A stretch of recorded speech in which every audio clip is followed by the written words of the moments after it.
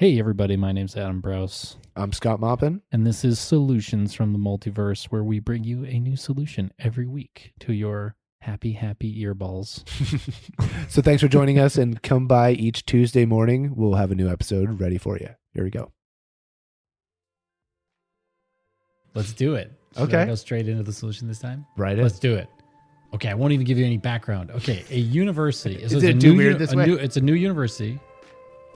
It's a kind of university where, like, all the learning you do, all the study is planned just in time, like in real time, totally based on what your goals and interests are.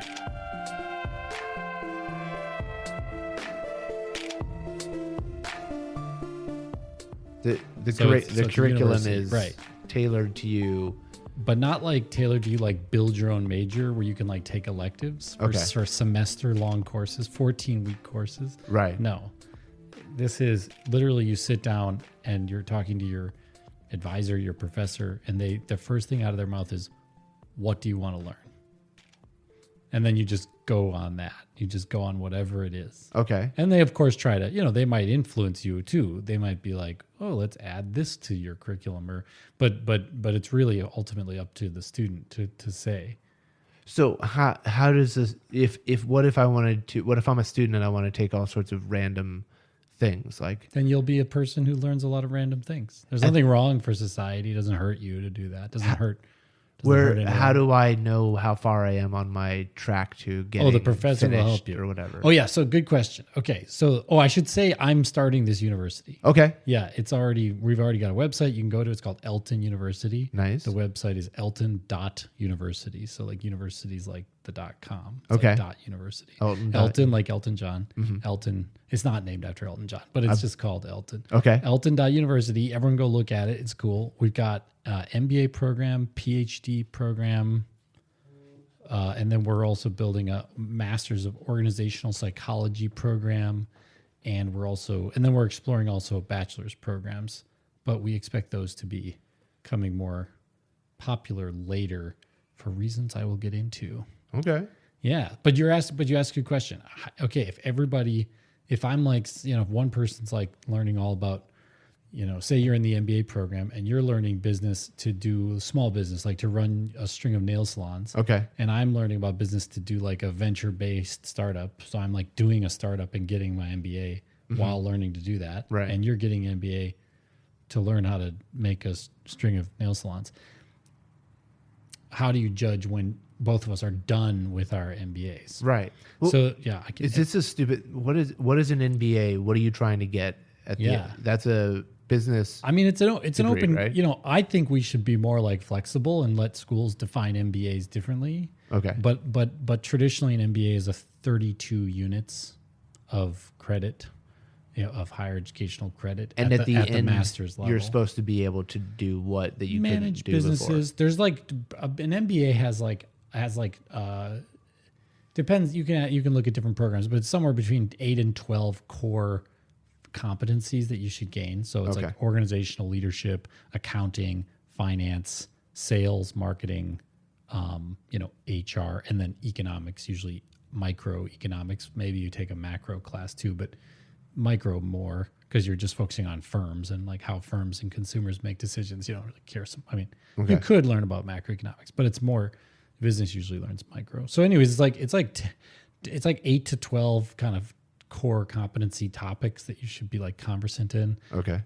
If you do an MBA. How long does it normally take people, or is it between 1 to 3 years? Okay. Like a really fast, accelerated, maybe even kind of curtailed is like 1 year, but then you could, a traditional one is like 2 years, and then some people will do like 3 academic years. Stretch it out. Yeah. So yeah, usually like 2 years. Yeah. All right. So now back to how do I know? So so it has to do with so we use a system called engagement hours. So we don't measure, most credit in the United States is measured through seat time hours. Okay. And work hours, study hours. And it's usually it's like 1 to 2. So like, you lost me. What 1 seat time hour. Okay. 2 work hours. Okay. And if you do that once a week for 15 weeks, that's like 1 unit. It's really 1.5 to 3. So it's like 4.5 hours a week. Okay. If you do that for a whole semester for 15 weeks, then that's 1 credit of college credit, of higher education. What credit. is work hours? It's not like work volunteering. hours like study. No, it's like study. Like say you sit in a class, they lecture you about mathematical equation. You go home, you do 2 hours worth of readings and calculations. Okay. Gotcha. That's 1. And then if you do that every week, once a week for 15 weeks, that's 1 credit. Gotcha. Then you do 32 of those. That's like a that's like an master. Do 120. That's like a bachelor. So bachelor's 120 credits.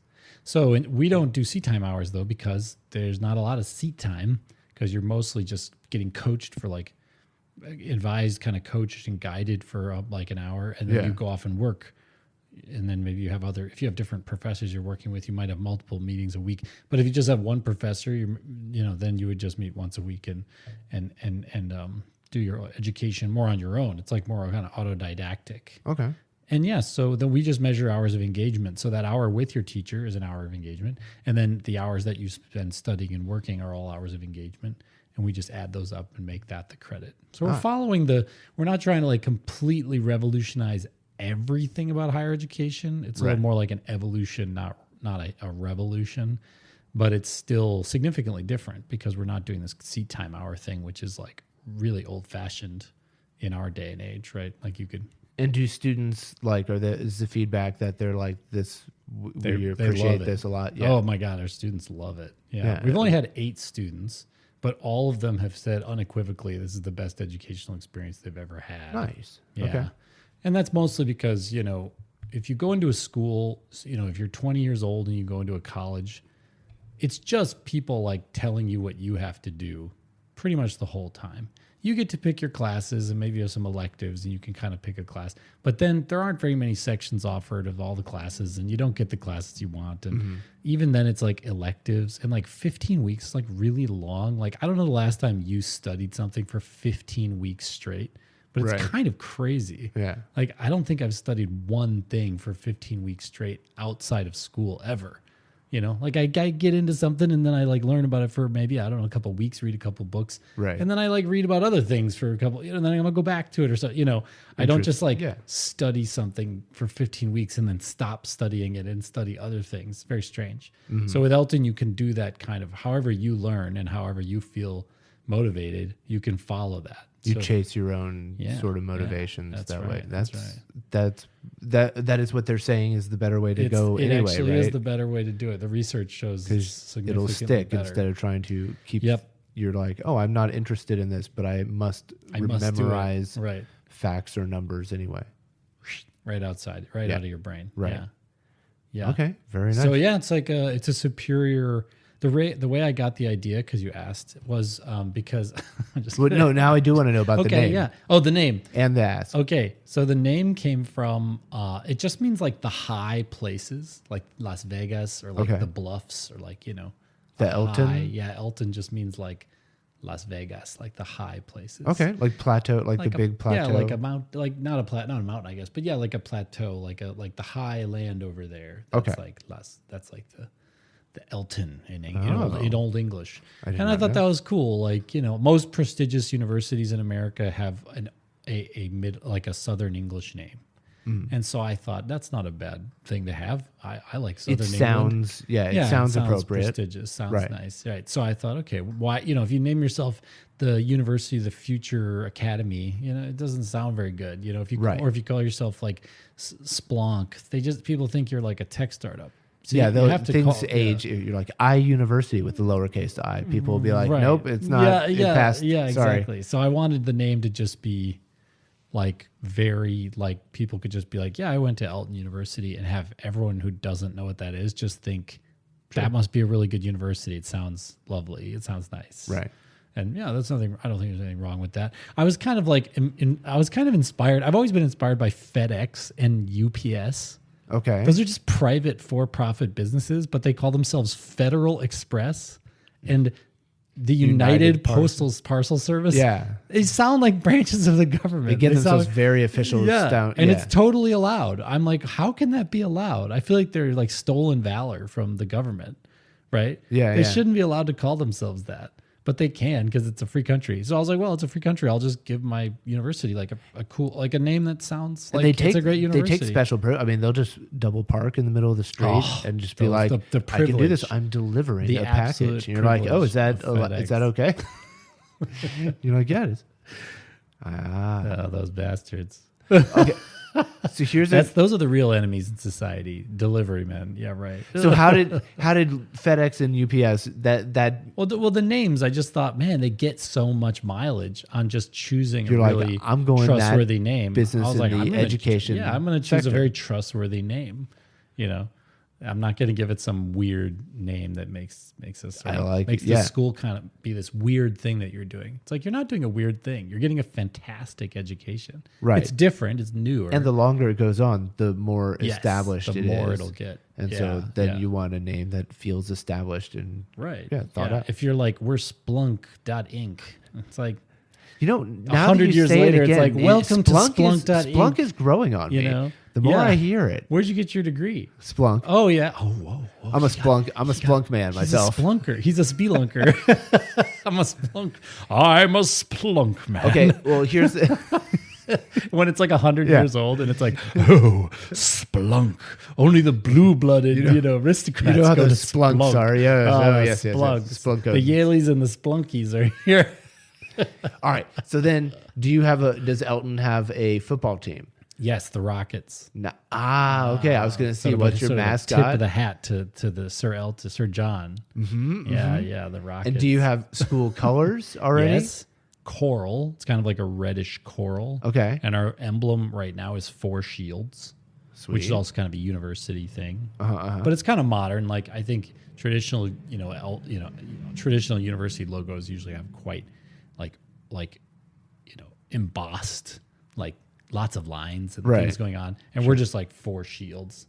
Maybe we'll change it in the future, like when we have a little bit of a marketing budget, a little branding budget. Oh yeah. Do a brand change. I think we'll keep Elton University, but maybe we do have an emoji. What?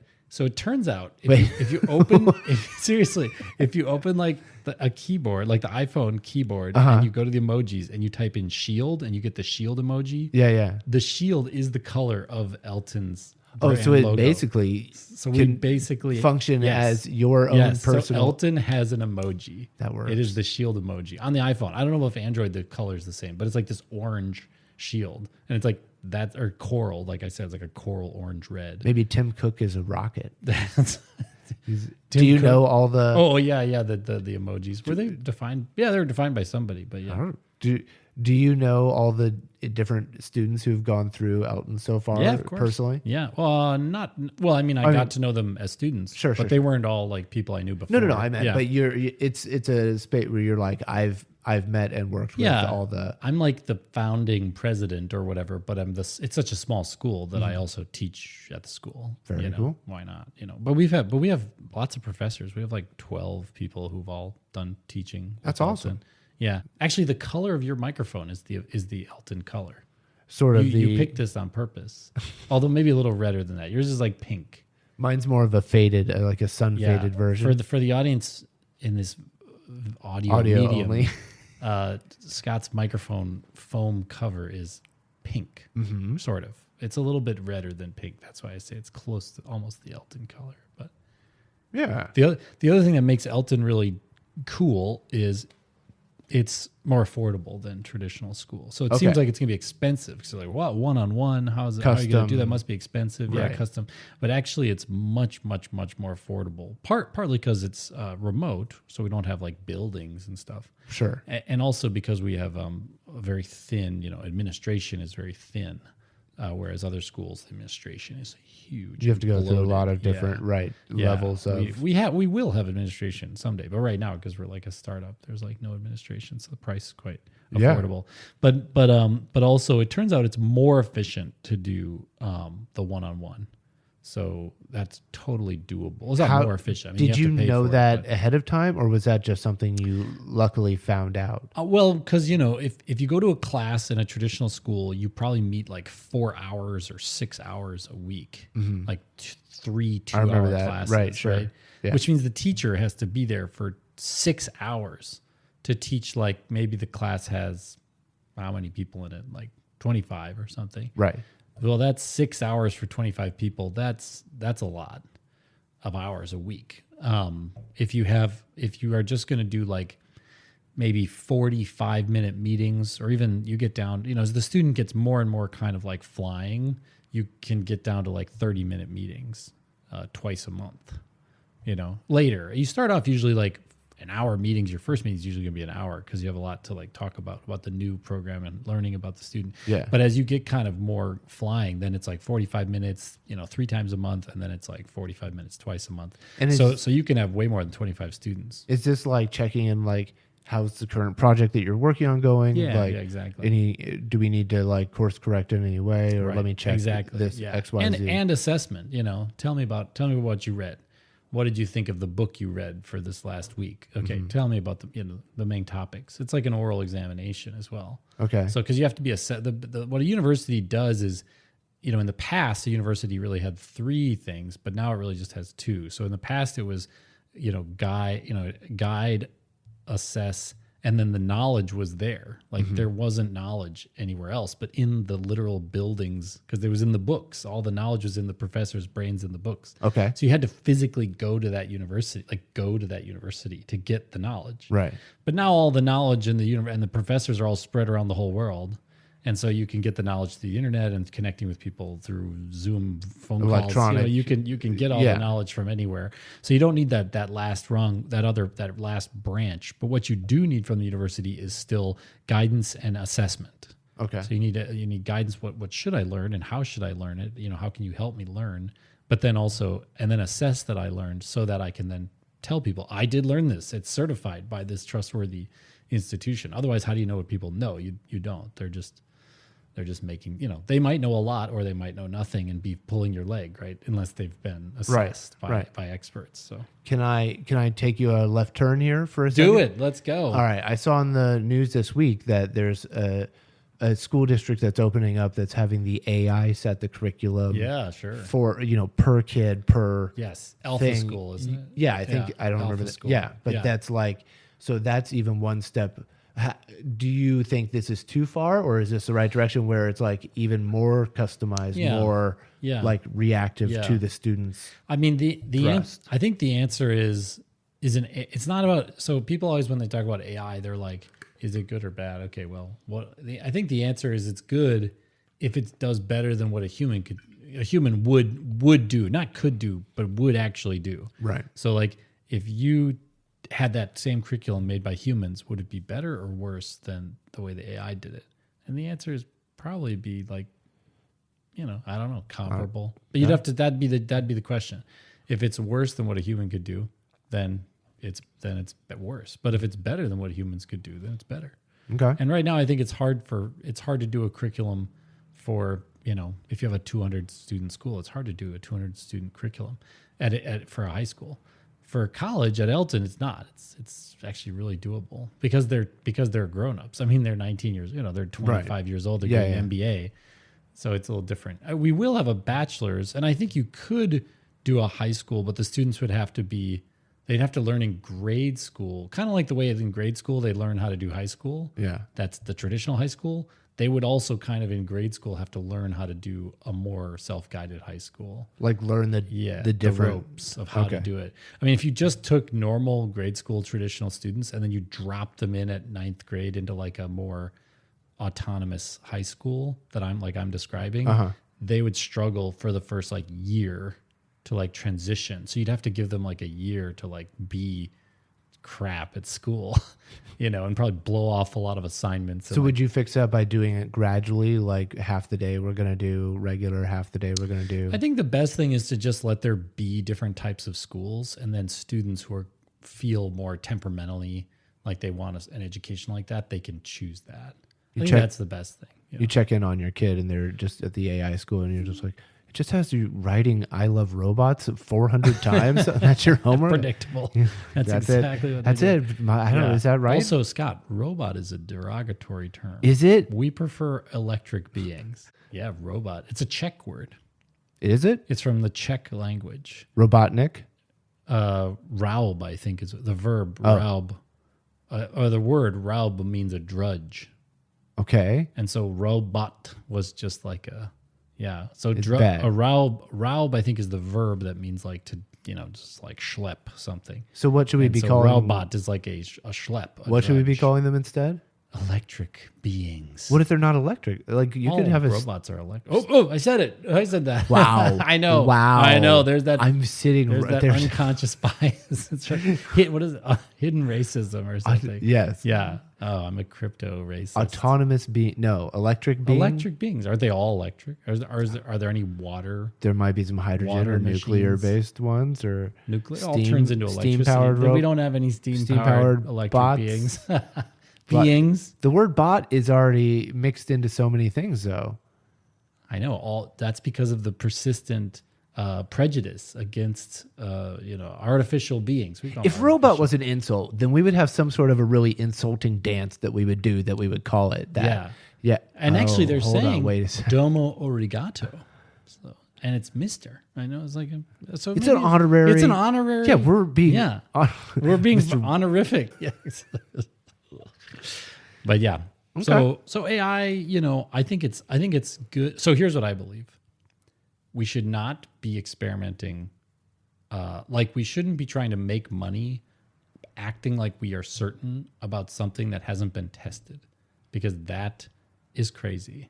You have to test things, especially when you're about to then use them on children. Like if I told you I'm developing a new drug, for some disease, it's for children. And then you would say, how have the tests been? And if I was like, no, it's the best new thing. And we're just going straight to market. And actually we already have 5,000 children taking the drug. You'd be like, this is bad. Yeah. And yet in education, every year it's another like fad. Oh, iPads. We got to have iPads in all the rooms. It's like, oh yeah, show me the research that shows that that's like a good thing. There isn't any because it just was created. It's just made.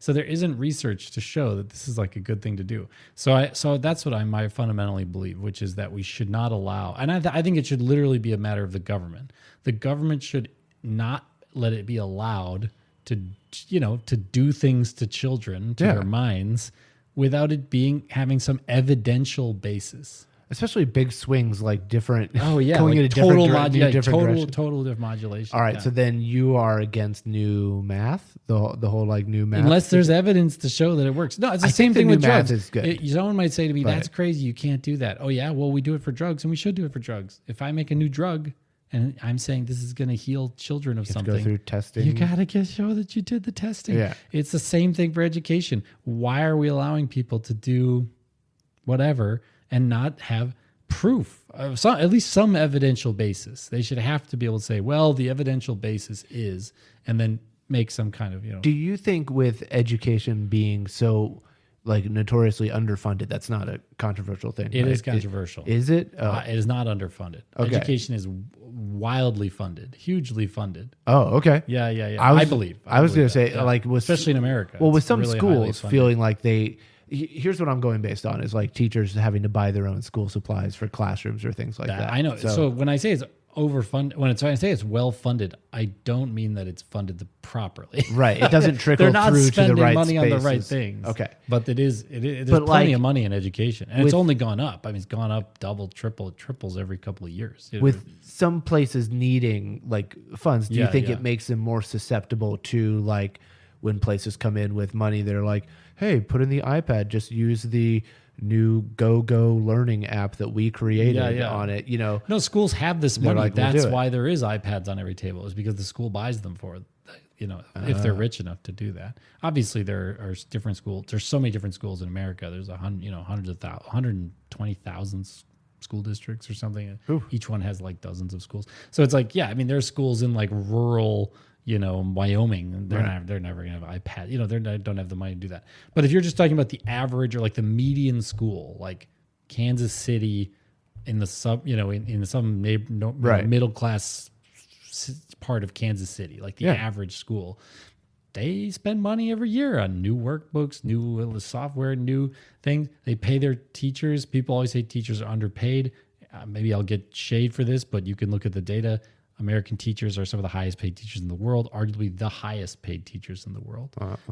And so even taking into account cost of living differences and everything, our school teachers are paid much more than teachers in Finland. And people always are like, oh, we should have the teachers be like Finland. It's like, well, we already pay them like that. So the difference isn't in pay. The difference is the way they're treated, the way they're managed, the way the way the education works. The other things that go on in society, obviously, we have the overall social milieu things that are different in Finland than the U.S. Yeah, but if you go to the average, to a middle class or even like a upper class school, then they're just like Finland. I mean, because it's right. It's all the schools might have nobody there with much economic problems that they're facing. So I mean, there are schools that could be like Finland, and they aren't because they're just not managed properly. Right. But I think so. This gets back to Elton. So the premise of Elton is to be an evidence-based university. Okay. And if you go and say, if you go into a hospital and you said, "Do you use evidence-based medicine here?" And they said no, and actually we're suspicious of it. We just do what we think is best or what the oldest doctor here says to do. You would immediately leave that hospital. You'd be like, this is not a good hospital. Yeah, I was going to say, dumb question. Right. What is evidence-based education? What qualifies it? It's just if people have run studies and there's levels of evidence. So there's first level, second level, fourth level. First level is just there's a reasonable explanation for why this would be effective. Okay. So that's essentially almost no evidence, but at least you have some account. That's the first level. The second level is like few not very well done studies. Mm-hmm. And then the third level is like well done studies. And the fourth level is like multiple replicated studies that are huge, like thousands of students with control groups and, really, really good science and repeated, not just like one study that did it, but like replicated. That's level 4. So it sounds like you're trying to weed out anywhere where the reasoning is we do it this way because we've always done it. Right. Or because, we think it's really important. It's like, that doesn't mean anything. Gotcha. If you just think, it's really important that this happens. It's who we are. It's our, we just have, it seems wrong if we don't do that or something. I gotcha. No, you can't. That's not a good enough reason. You have to say, we have this learning objective and we're going to achieve it in this way. And there's some evidential basis for that, even if it's just a reasonable explanation, but it can't just be, it's our values or it's the way we've always done it, or we just really believe strongly in this. That doesn't, you're just going to hurt people because you don't actually know what you're doing. If that's the basis you're on. We think this nice building will improve the status of the stature of the university in everyone's estimation. It's like show me the study that shows that'll do that, and will that actually lead to the outcome, the objectives of the school. Right. A good example is the reading wars. Okay. The reading wars, which were very under hush hush because no one knows about them. I don't know about but it was a huge thing in the 90s and early 2000s, and there's a definitive winner. And people still don't know this. But there's a great podcast. So anyone who's listening to this on podcast can go and listen to this awesome short miniseries called Sold a Story. It's very well done. It's very even-handed. Okay. And it's about the reading wars. And it basically there was the old kind of the traditional way of learning how to read, and which was kind of like, it wasn't scientific, but it was, whatever, point at the letters A, B, C, D. It was the traditional way. Right. And then in the contemporary times, there's been a kind of debate between two different ways to learn to read. There's a lot of other ways, but there's two major ones that there was this debate about, and that was the war. And one was phonics. Phonics, for sure. It's like hooked on phonics. Where you have to memorize letter groupings. Sound, you have to memorize sound that chunks, ties to a not sound. Just letters. Right. And you have to like combine the letters and memorize that, and then memorize words that don't conform to those rules. And it's all about, basically it's about memorization. I mean, that's just what it is. Yeah. And then the other way was this called whole word learning, it was called. It was made by this teacher from New Zealand, and it's swept all around the world. It turns out that the evidence quite quickly showed that phonics worked, and the whole word thing was like BS. What is whole word? It's like you don't try to do phonics. You try to like look at the whole context of what you do understand and guess the word. Wait, I think I've heard this before where they're like, the person's like, actually, you don't You don't read by looking at phonics. Your brain does a flash scan of the whole word, and it recognizes the word bear, and then it and you're in the bear. context. You're not of going right, and also it's like your brain recognizes the context of like, the bear, it disrupted the picnic. It's like your brain's going to be like, what disrupts picnics? Oh, but you're saying, it's going to be bear. Yeah, but you're saying it makes turns much out more that's sense. not true. We memorize a few number of rules and apply them every time instead of memorizing every single word independently. I think the research shows that you build kind of a bridge with phonics, but then you do end up memorizing whole words. Okay, but you build towards that. With phonics, right? In English, because English is probably based on how language. often you use Actually, things. because we did an episode about phonetical English alphabet. Yeah. Then you wouldn't even need this. You wouldn't need phonics because you would teach someone the alphabet and they would instantly know how to read. It would work already. They would just know how to read immediately because they could literally sound out every word. This is new class for Elton. There you go, Elton. We should do the new alphabet. Absolutely. Step 1, we'll teach you the alphabet.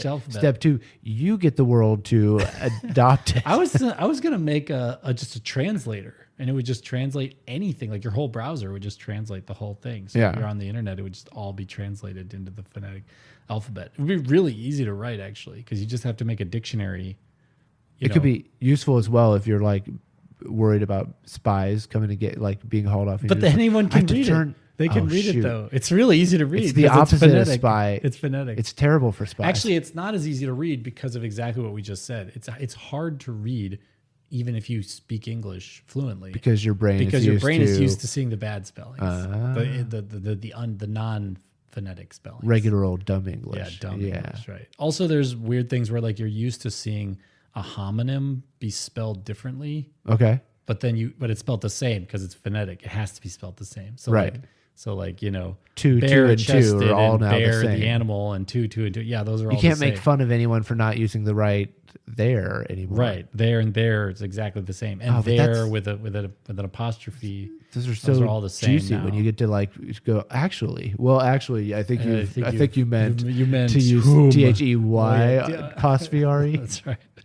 So, anyways, so my point just being, so there was this reading wars. The phonics people were totally right, basically, and the whole word people were wrong. Yeah. And a ton of people were using the whole word.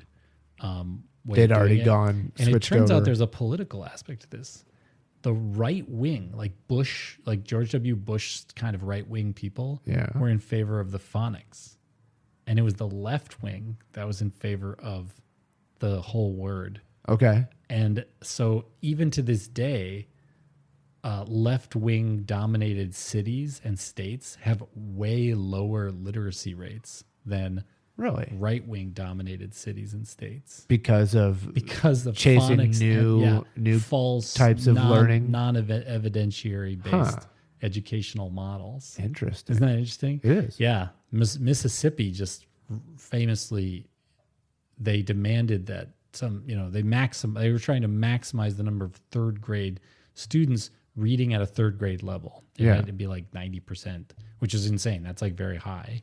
And they did it. They achieved it. And they used phonics. They went really back to phonics and really did it in an evidence-based way. And now they've done that. And now actually Mississippi has they rocketed up from 49th in education to 12th. Whoa. Because they did this literacy push. I was just going to ask, is Mississippi a right-leaning or left-leaning? Totally right-leaning. Okay. Totally right. Yeah. Mississippi's deep red. Yeah. Except for New Orleans and Baton Rouge. Those are the two. Or that's Louisiana. Right. Mississippi. Oh, yeah. All of Mississippi. What is Mississippi? There's no cities. I guess Jackson? Jacksonville. Jacksonville is Florida. Right. Jackson. So that might be a Democrat. I assume the cities are Democrat. I just realizing I know embarrassingly little about Mississippi. Me too. Except for how awesome of a name they have. Too many I's. That's how you there. count time, right? Or S's. Yeah. Yeah, exactly. One Mississippi. One Mississippi.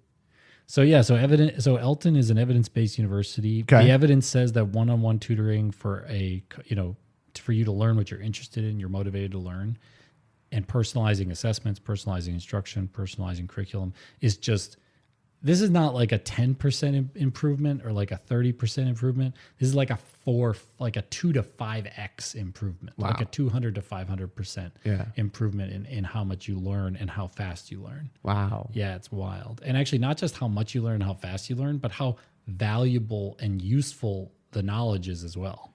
Okay, so does that translate into you get done with your coursework faster, or you cover more ground and learn more things during your time? I would say it's both.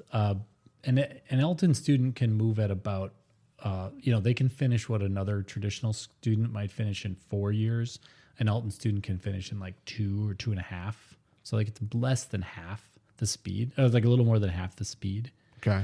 So like an MBA is like 1 year. A PhD, you can do a PhD in like 3 years. Wow. You can do a bachelor's in 2 to 3 years.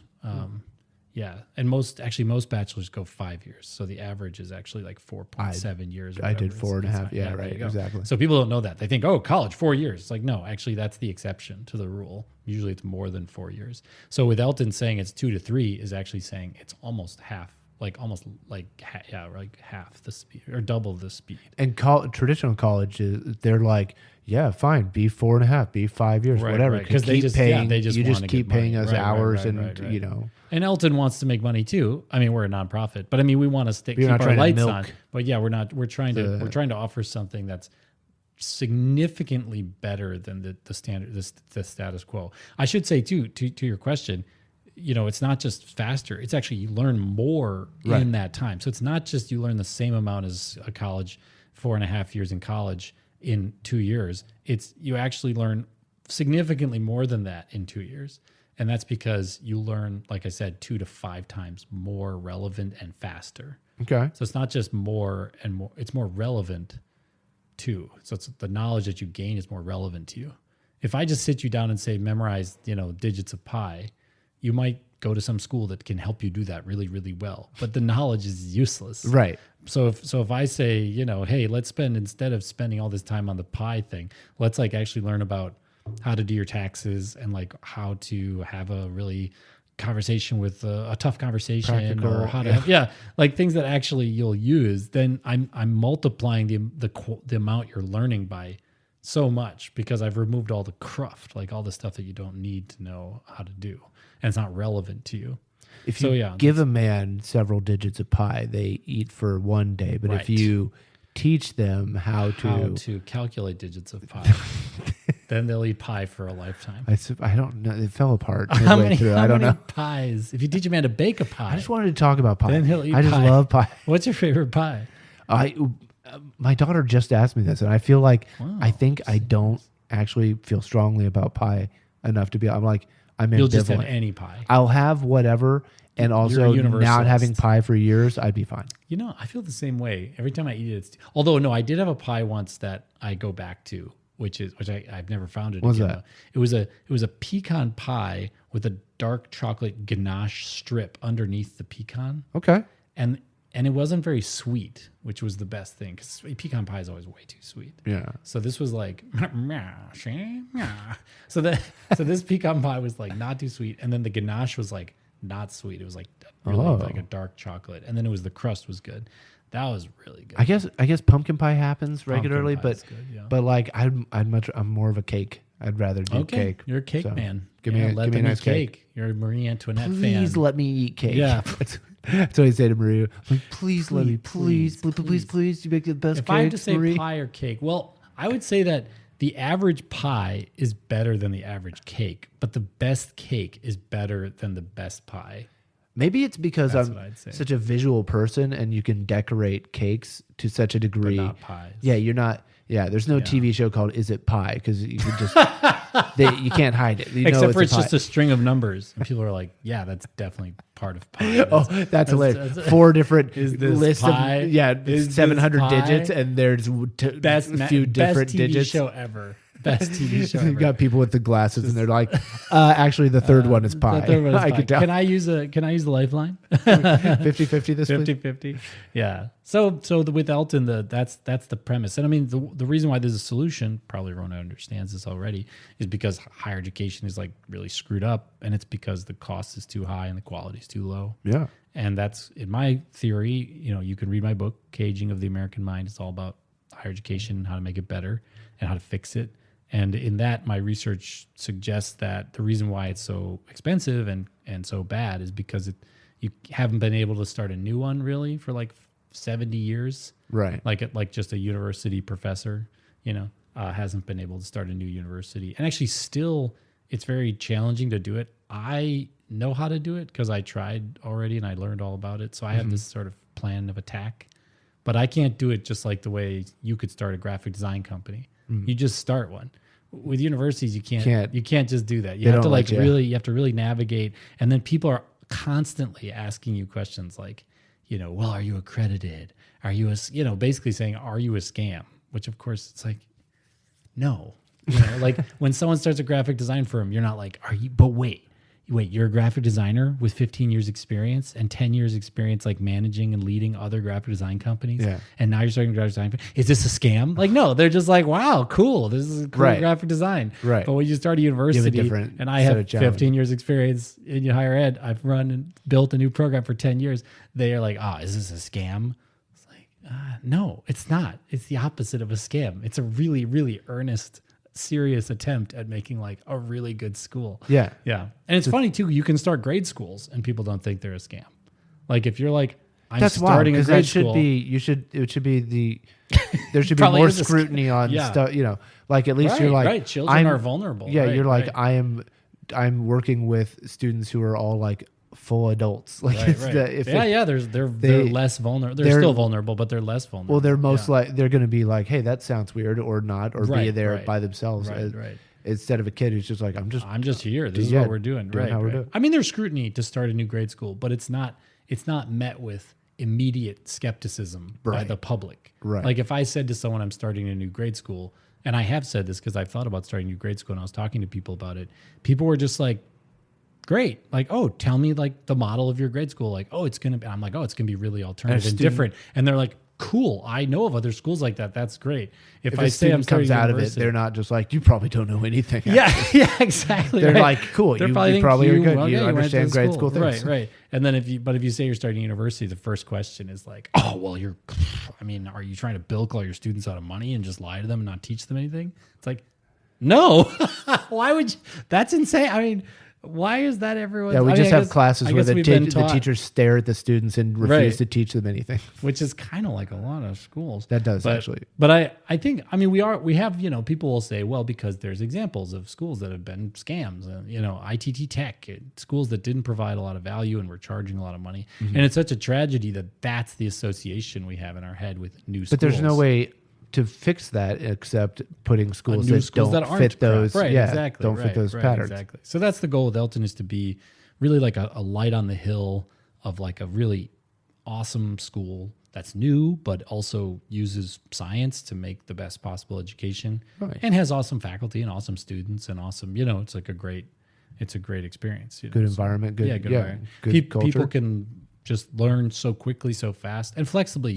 If you like say a rocket, like a you rocket, can launch off like a rocket. Right. But you can say like, one day you're like, I really want to learn about this, and you start learning about it, and you think this is boring, this is stupid, I don't want to learn about this anymore. You're going to learn about something else. This is fine, and that's fine, because if you don't do that, if you say nope, you got to dog it out for another 13 weeks to finish your 15-week semester. Yeah, you get so turned off to just learning because you're forced to do it. Mm-hmm. You're not going to get a great grade probably, which means in the future it just reflects badly on you. It's just the cycle of motivation going away. Yeah, but what if it was like, well, I'm not actually, I thought I was interested in that, and actually I'm grateful that I learned a little bit about how it works, but I'm actually going to go learn about this. Right. Great.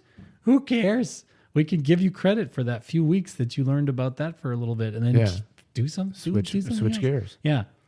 There are some limitations. If you're in the MBA, you can't be like, okay, I'm going to stop learning about accounting and I'm going to start learning about... Yeah, right. I mean, you have to stay in the bands of like, if it's a master's degree. The bachelor's, though, is quite wide open. The bachelor's, you could just be all over the board. It doesn't matter. That's cool. Because that's the time you want to figure out, you want to experiment and find out what you're interested in, chase your passion. And some people want to just go deep their whole time. Yeah. That's fine. Some people want to skate all over the board. That's fine too. The point is that it's fine to be who you are, and it's fine to learn about what you're interested in. Yeah. Society will not fail because a few people, or even people just learned too weird of things. Society will fail because everyone learned the same thing. That's the danger. Yeah, I think society jumps forward when weirdos learn weird things that no one else is learning, and then figure out how to apply it to a problem in society. Right. Otherwise, everyone thinks the same way. Not that I'm calling you a weirdo who has weird ideas. God damn it. But it's meta. I mean, it's not good. There are limitations at Elton, ethical limitations. It's the student can't show up and say, help me prove to others that vaccines don't work. No.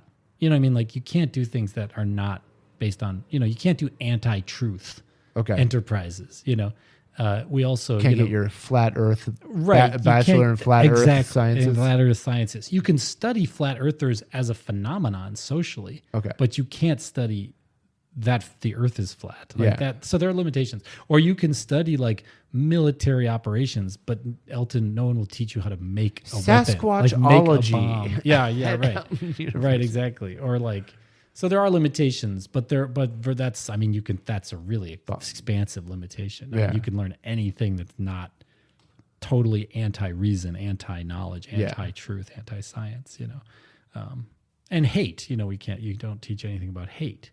You can't just be we're doing a degree in Nazism. I'm a Nazi. No, it's not allowed because hatred is just repugnant, Who gets to make that call, or is that Well, we'll have an ethics board, eventually when we're bigger. And so if the student is I would like to study some weird thing. If a faculty flags it and says they run it up the chain and someone's and the student's no, it is acceptable, then you could have it looked at the ethics board. Right. And the ethics board would say, no, it is, or no, it isn't. Or, I would like to experiment on wild animals. Is that okay? Yeah, that's easier. Animals. That's called an IRB, right? What's that? IRB is, what does it stand for? I don't actually know. I actually just got one. In something review board. Okay. But it's an ethics approval for a study. Oh, yeah. Okay. So I actually got one a couple months ago because I'm doing a human study. I need to torture puppies for my scientific and the research. IRB is rejected. And if you do it, then your data will not be accepted by journals. They won't accept data that doesn't have an IRB approval. Makes sense. Yeah. So there you go.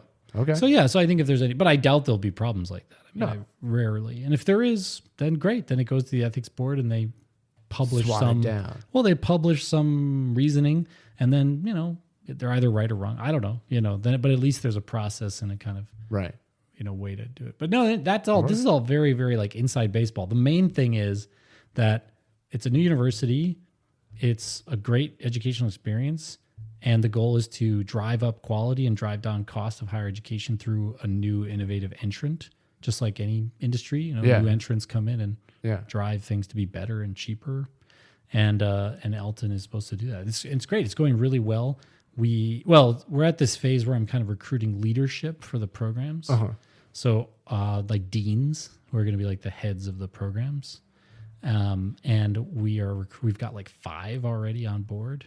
So we're going to have 5 programs. Nice. And hope maybe even a few more are coming down the line too. That's excellent. And then each one of those is its own. The university is like the university, but then each one of those is its own college. Mm-hmm. So they kind of will have their own kind of marketing, but it'll all be under Elton University. The umbrella. Yeah. It's pretty. Actually, it's pretty amazing. Dumb question. Is that how university and college the terms work? Is university a collection of colleges? Yeah, exactly. And so a college is one college. A unit of study of we study this chunk they all study one way, one thing. So if I'm a liberal arts college, we are a linguistics college. Yeah, you could have a college of business, Okay. College of Arts and Sciences, which usually is like the most generic, where you can study a lot of things. Most bachelor's degrees are like at the Arts and College. Okay. Arts and Sciences College. Can you not be a university if you don't have a collection of colleges? Technically, you're not, just like you're not an emperor unless you're a king of kings. You can't be a university unless you have multiple colleges. Yeah. It's not technically so we have like 5 colleges right now. We have like a graduate school, like a PhD program that's like its own college, research college. And then we have MBA, master's in organizational psychology, master's in cybersecurity. Cool. And a master's in, dang it, what's the other one? They're going to be mad that I can't remember. Anyways, there's other programs that are coming down the line. Oh, education, master's education. I'll just edit out the thing. That sound perfect. If anyone wants to be the dean of our master's of education, come and talk to me, because we need a dean for that. But we have a bunch of really cool opportunities for it, but we don't have the dean yet. We need the leader. But no one gets paid yet. So everyone's like, wait, you want me to work and like build a thing, but there's no money? I'm like, no, we're good. There'll be money someday when there's like students, paying tuition, then there's money. But right now, there's structure no money. building. Because it's a nonprofit. So like investors aren't like tripping over themselves, right, to give us money with no return. But yeah, it's a really cool thing. Anybody can go and look at it. Sweet. Elton University. And one of the coolest things is the PhD program, which we're modeling after the way I got my PhD, which I might have talked about before, that it's a PhD by publication. Okay. And so I'm going to be essentially the first graduate of Elton University's PhD program, which is by publication, which means you write 4 peer-reviewed papers, and then you submit them to one of the universities that we're going to work with.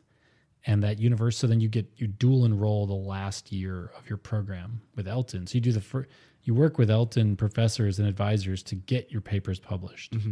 And then you keep working with Elton advisors and professors, but you dual enroll with your university that's going to be the degree issuer.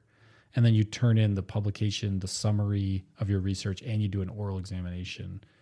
And then you turn that all into the partner university and to Elton, and you'll get a degree issued by both. So you'll get a degree issued by Elton, which is not accredited because Elton's not accredited, but you will also get a degree issued by the partner school. And so that's how you get like your accredited doctorate. Someday I think Elton will be accredited, and it'll go back propagate. It'll back propagate. Yeah. So yeah, that's probably one of the coolest programs, because right now to get a PhD in the United States, you basically have to like quit your job, move to where that university is, take classes, teach, and then write a dissertation. Oof. Takes like 3 to 5 years. Most people it takes like 4 or 5 years. And that you don't earn income that whole time because you're either teaching or writing your dissertation like full time. Right. So it's this incredibly expensive, arduous huge process. Gamble. And then at the end, you may or may not have any actual papers published in any journals. Some people might only publish one paper, their whole thing. Wow. Or if they're smart, they'll publish more. But most people, there isn't a requirement to publish. So they have 0 or they have 1 paper published by the time they graduate. With Elton, you can have a job while you do it because it's personalized, one-on-one. You don't have to move because it's remote. You can study whatever you want to study. There's no like advisor telling you what you have to study. You can decide what you're researching. Then you write peer-reviewed published papers so that when you graduate, you have 4 citations. That's like crazy. That means you're like ready to like go get a job in academia or wherever because you have the citations and the degree, which is what you need to do it. So you've created an evidence-based resume for yourself. Exactly, right. Yeah. Portfolio. So it basically gets you what would take another traditional PhD like 7 or 8 years to do. Yeah. You do in 3. And why wouldn't you? And for way less money. And you can keep working a job so you don't lose your income. It's just like remarkably it more. It seems like it's geared. And actually, I think you could argue that you learn more because you actually publish real papers in the space. Yeah. So at the end, you not only know more, but you're recognized as knowing more and being more, prestigious than someone who just finished a dissertation that took them, or a PhD that took them 6 years, and a dissertation that took them 3 years to write. Right. You technically will be treated, and arguably, I think you probably know more than that person. I mean, they might know about their PhD, their dissertation topic more than you do. Right. But the field, you'll know more because you'll have written multiple papers. Within and working with. Right. With all the things that I'm talking about. So Elton, you just start, and this is the way the bachelors and the other masters are too. You just immediately start succeeding. You don't say, oh, you're going to do this learning and then later you're going to succeed. Yeah. You just immediately start success. Like you start doing what it takes to get what you define as success. You might enter the cybersecurity masters and say, I want to get a job in cybersecurity as soon as possible because maybe you want the income or you just want it, you're okay starting in like the mailroom. That could be the first thing you start working with your professor on is doing like everything you need to get like a very, very low level cybersecurity job, like an analyst or a sysadmin or whatever. And then you don't have to leave Elton when you get the job. You just have what you're learning on the job start getting you credit for Elton. So everything kind of can feed together rather than having it be this like bubble that you have to like exit to work and enter to learn. You just turn the world into a learning environment where that is then guided and assessed by Elton expert professors who are experts. So then who is a good potential student for Elton? Is it someone who already has a college degree and is now looking for an MBA or PhD? Yeah. Is it someone who doesn't have, I guess if you're looking? Mostly you should be looking, well, we can accept people without bachelor's degrees into our master's degrees. How's that? Wait. Okay. Yeah. So this is actually allowed, and some schools do it. Like, for example, especially with MBAs, you'll see if you have some college and maybe they say 5 years experience working in business, you can get into our MBA. Other schools say that. And so we say the same thing. We say, if you have some college, community college or 1 or 2 years of college. Would you graduate? Would that be you have an MBA but you don't have a bachelor's? Yeah. Or would it be like you have no bachelor's but you have an MBA? I feel like wouldn't people want to do that? Instead of getting your bachelor's, just get an MBA. Because I feel like I don't feel like anyone's going to be like, oh, you don't have your bachelor's. Yeah, exactly. Like, but I do have an MBA, so yeah, exactly. They'd be like, actually, that's more relevant. Yeah. So well, there you go. So anyone who just agrees with what Scott just said, absolutely come and do an MBA at Elton. Don't get a bachelor's. You have to have some college and you have to have some experience because we have to have something to show that you can do like a master's level work. Right. But you don't need a bachelor's degree to attend Elton's master degrees. MBA, cybersecurity, organizational psychology, all the masters, you don't need a bachelor's to do it. Okay. You just need to be ready to do it, to do the work. Yeah. Yeah. So yeah. Also because we don't believe much in traditional education anyways. If you did a few years of college, we don't care because we don't think you probably learn that much anyways. You'll probably learn more than you learned in those years in the first like 6 weeks of Elton. Right. Which is what people say. They say, man, I learned more in the first few weeks than I learned in like a year of college. And it's like, yeah, that's how Elton works. You learn tremendously more. I mean, it's not a total direct analog, but it sounds like how when I was learning Japanese, I would learn it in classes like a little bit at a time in Kansas. And I'm like, well, this is, I have memorized some stuff. But just going and living in Japan, I immediately surpassed what I was learning in all my classes. Right. in a very short amount of time of just being immersed in Elton is like an immersion university. Yeah. It sort of immerses you in. Not in a scary way though. Like I think a lot of people think jumping into Japan is learning scary, faster. I'm learning more often, and I'm learning in a different way than I was in the classroom. But it's way more effective. It's what I need. It's everything when I need it. The only difference between Elton and that is like kind of throwing people in the deep end, and it's kind of scary. I think for a lot of people maybe to be like, oh, I'm just going to be like thrown into this situation. Elton is not like that. You're given one-on-one support, so it's not like being thrown in the deep end at all. And we have all kinds of ways to help people who get stuck or need tutoring or need unblocking or need help. Like we do that all day. It's not just like talk to your advisor. Oh, they think you're dumb. Leave. Go do what they said. No, it's not. That's what a traditional PhD is like. Right. Is your advisor's kind of this, ogre or could be depending on their personality, but they have that power over you. In Elton, it's more like we work for you. We're trying to help you get your research done or do your master's, not just complete your master's, but achieve the goals that you have in your career to get into a cybersecurity, to get a promotion from, a lower level to a director level with your MBA, to change careers with an MBA or change careers with a master's in organizational psychology. In the master's degree, you do the work to actually do those things. You don't just like read books and learn about theory so that then when you graduate, you can go do those things. You just do it immediately. Elton is an agile university, which might not mean anything to some people, but in software and in manufacturing, people know, just-in-time manufacturing. Like as soon as the part is needed, then the part is ordered. It's not like you have a big pile of parts in a warehouse and then, and then you have this huge pile of parts. The part is actually ordered when it's needed. It's the same thing with Elton. Instead of having this big storehouse of knowledge like textbooks and buildings full of these people who are salaried, who have to sit there and be the experts, instead it's like, what do you want to learn? Oh, I want to learn this. We then immediately go pull an expert and resources about that to you.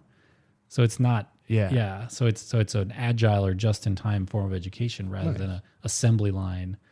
And that's a less wasteful form. Way less wasteful. To have, because you don't have a bunch of people twiddling their thumbs waiting for someone to come learn to knock thing. On their door or whatever. Yeah. And we'll have full-time professors and we'll have a staff. We'll have, it's not like everything's, I don't know, Uber for learning. It's not like that. Right. But those main professors will be generalists, right? Who are experts in many things rather than like, and then the experts who are specialists will be pulled in on an as need basis, more so because there's no need to have those people, because everyone's learning about so many different things. It's better to have generalists at the kind of front line.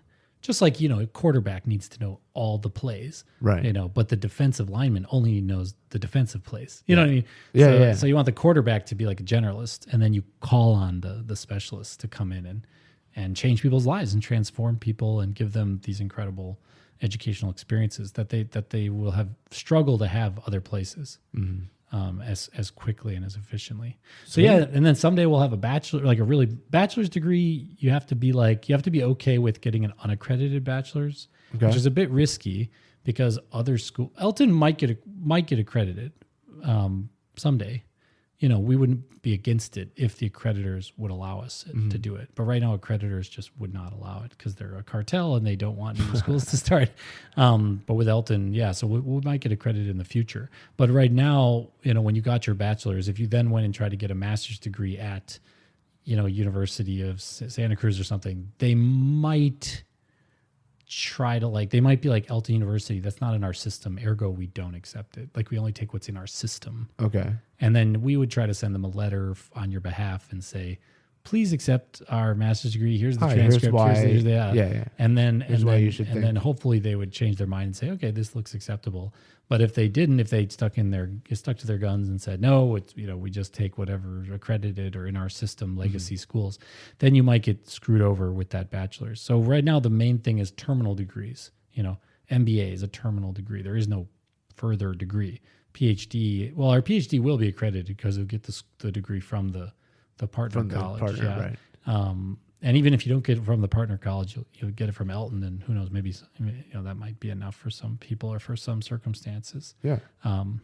So it's a really, really cool thing, and it's really starting to take off. Yeah, it's really starting to kind of have like a kind of burst forward. Sweet. Yeah.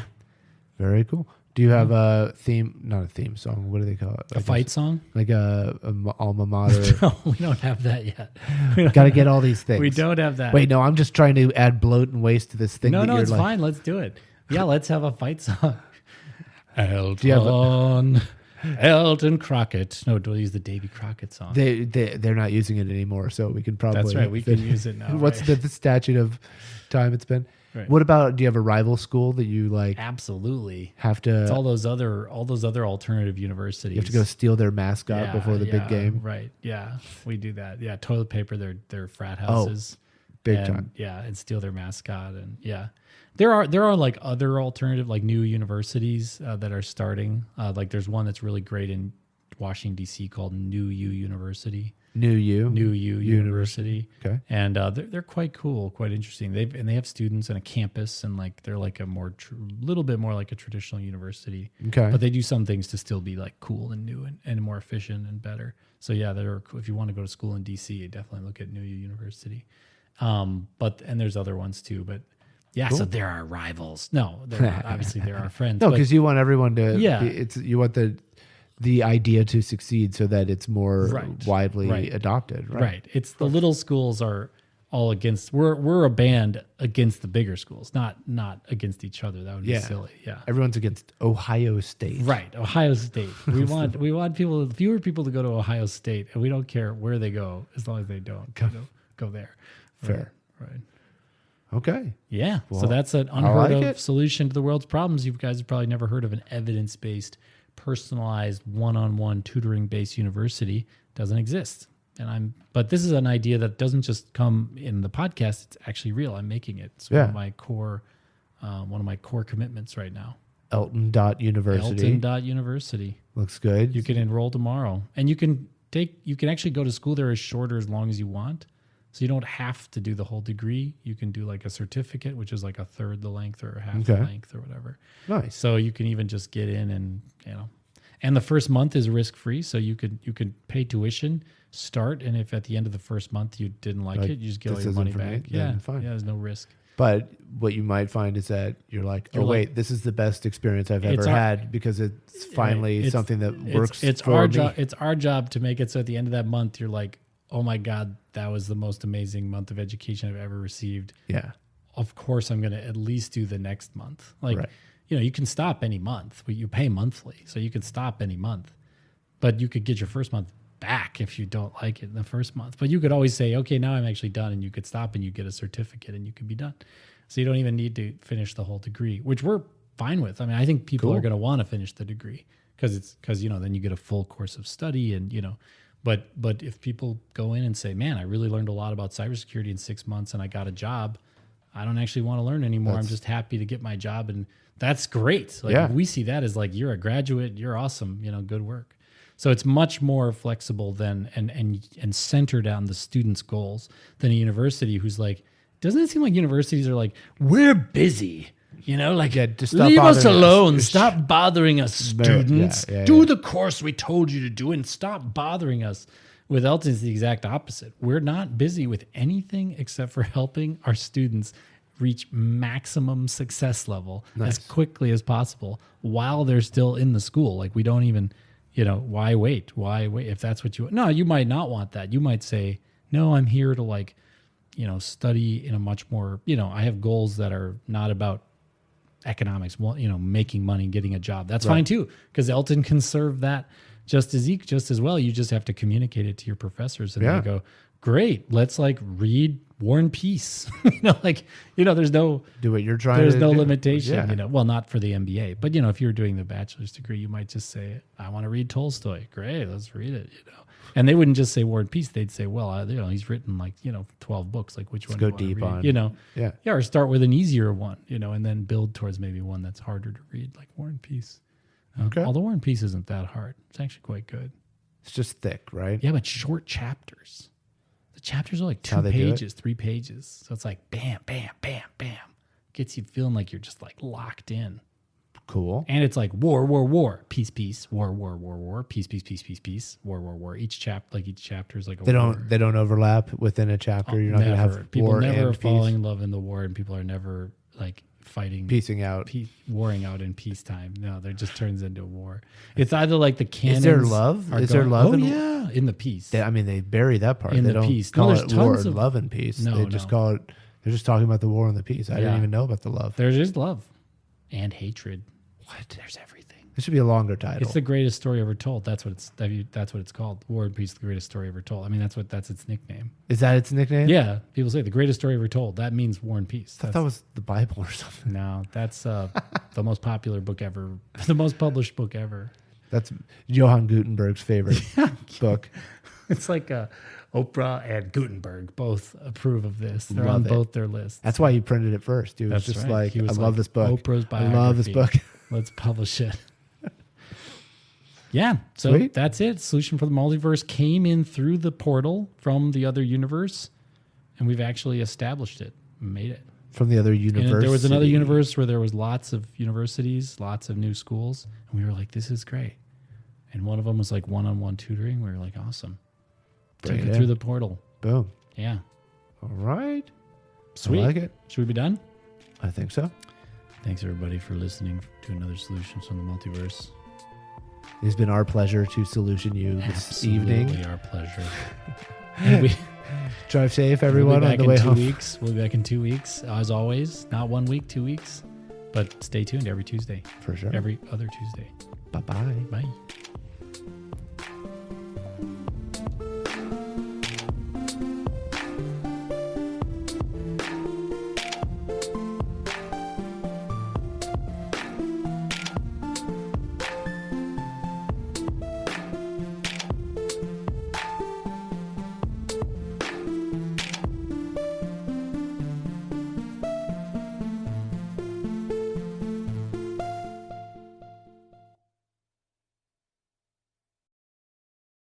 Hey there. Thanks for listening to that episode of Solutions from the Multiverse.